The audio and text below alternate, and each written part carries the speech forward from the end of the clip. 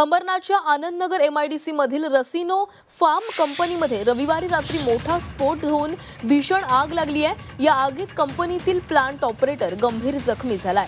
स्फोट झाला तेव्हा कंपनीत 10 ते 12 कामगार काम करत असल्याची माहिती त्यांनी दिली आहे। अनिल यादव असं गंभीर जखमी झालेल्या प्लांट ऑपरेटरचं नाव आहे। या घटनेत आणखी कोणी जखमी आहे का याबाबतची माहिती मात्र अजूनही समोर येऊ शकली नाहीये।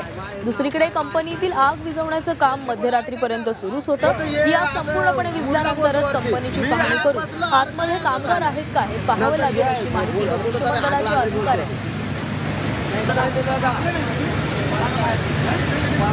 अंबरनाथ मधील या MIDC मध्ये ही आग लागलेली आहे। कंपनीला ही आग लागली आहे आणि यामध्ये एक कर्मचारी गंभीर जखमी झालेला आहे। मात्र अद्याप या कंपनीमध्ये इतर कोणी कर्मचारी अडकलेत की नाही याबाबतची स्पष्टता समोर झालेली नाहीये। संपूर्ण आग विझल्यानंतरच आतमध्ये गेल्यानंतरच कंपनीमध्ये इतर कोणी अडकले का याची माहिती मिळेल अशी प्रतिक्रिया अग्निशमन दलाकडून देण्यात आलेली आहे।